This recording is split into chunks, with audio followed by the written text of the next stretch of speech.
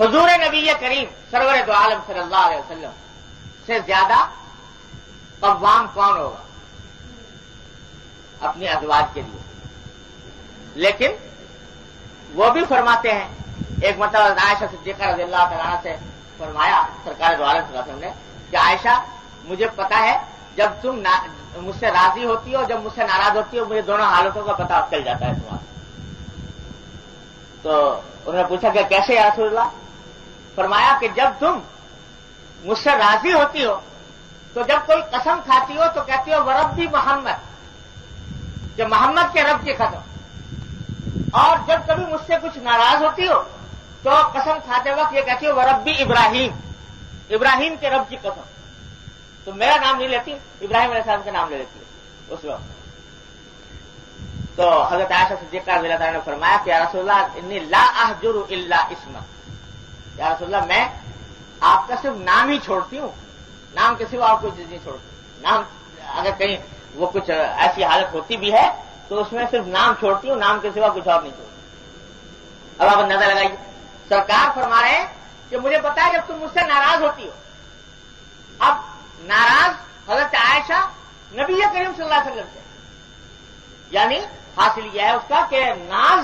کے مقام میں کبھی کبھی حضرت عائشہ صدیقہ رضی اللہ تعالیٰ عنہ بھی کوئی ایسی بات فرما دیتی تھی کہ جو حضرت صلی اللہ علیہ وسلم کو ایسا محسوس ہوتا کہ طبیعت پر کچھ کدورت ہے۔ اس کو حضرت صلی اللہ علیہ وسلم نے کبھی اپنی قوامیت کے خلاف نہیں سمجھا کہ یہ میرے قوام ہونے کے منافی ہے۔ حضرت صلی اللہ علیہ وسلم نے اس کا بہت ہی خوش طبعی کے ساتھ ذکر فرمایا کہ مجھے پتہ چل جاتا۔ جب حضرت عائشہ صدیقہ رضی اللہ تعالیٰ کے اوپر تہمت لگائی گئی، استغفر اللہ،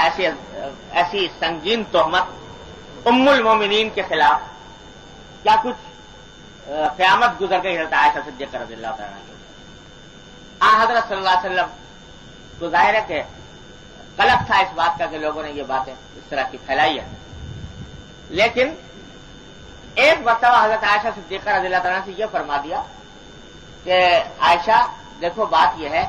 کہ تمہیں اتنا غمگین ہونے کی ضرورت نہیں، اگر تم بے خطا ہو، بے قصور ہو تو انشاءاللہ اللہ تبارک و تعالیٰ تمہاری برات نازل فرما دے، اور اگر خدا نہ خواستہ تم سے کوئی قصور ہوا ہے، غلطی ہوئی ہے، تو اللہ تعالیٰ سے توبہ کر لو، استغفار کر لو، اللہ تعالیٰ معاف فرما دے۔ یہ فرمایا حضرت عائشہ صدیقہ۔ حضرت عائشہ کو یہ بات بہت ہی زبردست شاخ گزری کہ آپ نے یہ دو شقیں بیان فرمائی کہ اگر تم بے قصور ہو تو برات نازل ہو جائے گی، اگر کوئی قصور ہوا ہے تو توبہ کر لو، تو اگر کوئی قصور ہوا ہے تو توبہ کر لو۔ اس میں ایک ہلکا سا احتمال پایا جاتا ہے کہ آپ کے دل میں یہ احتمال ہے کہ مجھ سے یہ غلطی ہوئی ہوگی، تو اس کا بہت سخت صدمہ حضرت عائشہ صدیقہ رضی اللہ تعالیٰ کو، اتنا صدمہ ہوا کہ وہ لیٹ گئے، اور لیٹ کر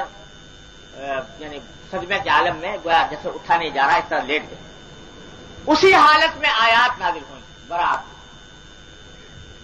اللہ تبارک و تعالیٰ کی طرف سے سورہ نور کی، تو رکوع اسی میں نازل فرمایا اللہ تعالیٰ نے حضرت صدیقہ عائشہ رضی اللہ عنہا کی برات۔ جب یہ آیات نازل ہو گئی تو اس وقت صدیق اکبر بھی موجود تھے وہاں پر جس کو آیات سنائی گئی، تو حضرت صلی اللہ علیہ وسلم بھی بہت خوش ہوئے، صدیق اکبر بھی بہت خوش ہوئے کہ الحمدللہ آیات نازل ہو گئی ہیں، برات آ گئی ہے، اب اس کے بعد یہ سارا پروپیگنڈا ختم ہو جائے گا انشاءاللہ۔ تو حضرت صدیق اکبر نے کہا حضرت عائشہ سے کہ ابشری، خوشخبری سن لو، تمہاری برات اللہ تعالیٰ نے نازل فرما دی، اور آؤ اور کھڑی ہو کر نبی کریم صلی اللہ علیہ وسلم کو سلام کرو کہ اب اللہ تعالیٰ نے برات نازل فرما دی۔ تو حضرت عائشہ لیٹی ہوئی ہیں اور آیات سن لی برات کی، تو فرماتی ہیں کہ ابھی اللہ تعالیٰ کا کرم ہے کہ اس نے میری برات نازل فرما دی، لیکن میں سوائے اللہ کے کسی کا شکر ادا نہیں کروں، میں اپنے اللہ کا شکر ادا کروں گی اور اللہ کے سوا کسی کا شکر ادا نہیں کروں۔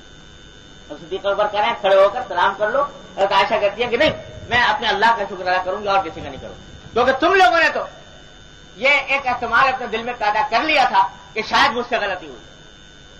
اب یہ بات کہ حضرت نبی کریم صلی اللہ علیہ وسلم کے سامنے کھڑے ہونے سے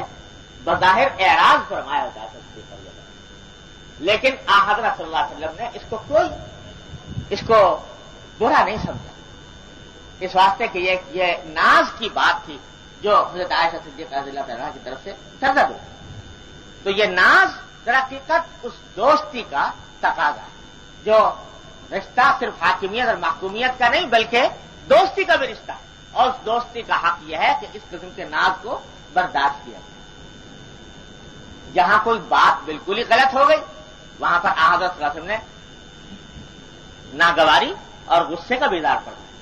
لیکن اس قسم کی ناز کی باتیں ان کو حضرت صلی اللہ علیہ وسلم نے گوارا کرنا اور اس دوستی کا حق یہ ادا فرمایا کہ کہاں نبی کریم سرورت عالم صلی اللہ علیہ وسلم کے مقامات کہ ہر وقت اللہ جل جلالہ کے ساتھ رابطہ قائم ہے، اور ان مقامات کے ساتھ ازواج مطہرات کی دلجوئی اور دلداری اور ان کے ساتھ حسن سلوک کا یہ عالم کہ رات کو حضرت عائشہ صدیقہ رضی اللہ تعالیٰ عنہا کو 11 عورتوں کا قصہ سنا رہے ہیں کہ 11 عورتیں تھیں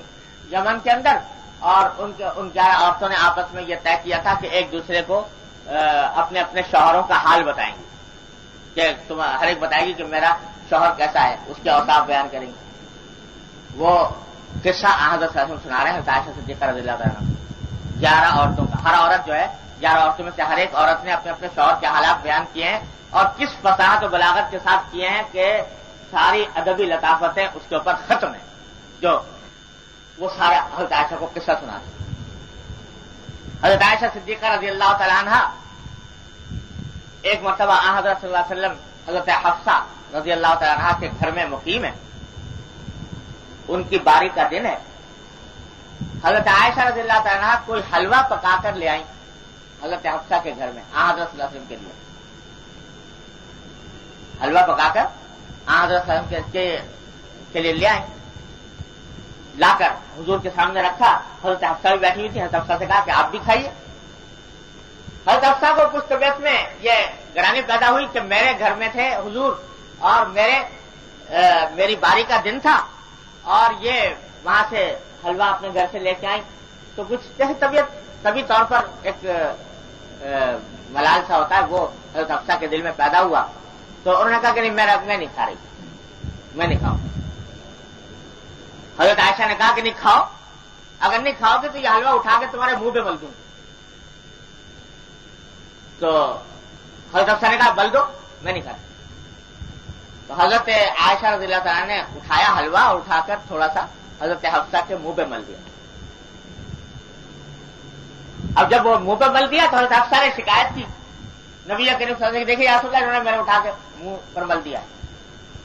تو حضرت صلی اللہ علیہ وسلم نے فرمایا کہ بھائی قرآن شریف نے فرمایا کہ جزاء سیئۃ سیئۃ مثلھا، جیسے اگر کوئی شخص تمہارے ساتھ کوئی برا سلوک کرے ویسے ہی برا سلوک تم بھی کر سکتی ہو اس کے ساتھ. تو اگر اس نے ملا ہے تم مل دو ان کے چہرے پہ. تو حضرت حفصہ نے اٹھا کے تھوڑا سا حلوہ جتنا حضرت عائشہ کے چہرے پہ مل دیا. اب دونوں کے چہروں پر حلوہ ملا ہوا، اور یہ سب حضور اقدس صلی اللہ علیہ وسلم کے سامنے ہوا. اتنے میں دروازے میں دستک ہوئی. پوچھا کون آیا؟ تو معلوم ہوا کہ حضرت فاروق اعظم رضی اللہ تعالیٰ عنہ تشریف لائے. حضرت عمر اس وقت تک شاید پردے کے احکام آئے نہیں تھے. تو جب حضرت عمر کے آنے کا سنا تو آپ نے فرمایا کہ جاؤ جلدی سے دھو کر آؤ دونوں اپنے چہرے، اور اس لیے کہ عمر آ رہا، عمر آنے والا، جا کر دونوں. یہ سب واقعات بھی ہو رہے ہیں. وہ ذات کہ جس کا ہر آن اللہ جل جلالہ کے ساتھ رابطہ قائم ہے، جس کا ہر آن اللہ تبارک و تعالیٰ کے ساتھ گفتگو ہو رہی ہے، وحی آ رہی ہے، اللہ تعالیٰ کی حضوری کا وہ عالم جو اس روئے زمین پر کسی اور کو حاصل نہیں ہو سکتا، وہ مقام جو نبی کریم صلی اللہ علیہ وسلم. لیکن اس کے ساتھ ازواج مطہرات کے ساتھ یہ خوش طبعی کا انداز، ان کی دلداری کا یہ پہلو. اور پھر ایک جملہ سنایا حضرت حکیم الامت مولانا تھانوی صلی اللہ علیہ وسلم کا کہ حضرت فرماتے تھے ایک دن یہی بات کہ پہلے تعجب ہوتا تھا کہ اتنے بڑے مقامات حاصل ہونے کے بعد ازواج مطہرات کے ساتھ آپ کیسے یہ خوش طبعی کی باتیں کر لیتے ہیں. لیکن بعد میں فرمانے لگے ایک دن حضرت مولانا تھانوی صلی اللہ علیہ وسلم کہ الحمدللہ اب سمجھ میں آنے لگا کہ یہ ہو سکتا ہے کہ اللہ تبارک و تعالیٰ کے ساتھ رابطہ قوی بھی ہو اور اس کے ساتھ ساتھ انسان ان تعلقات کا بھی پورا حق ادا کرے.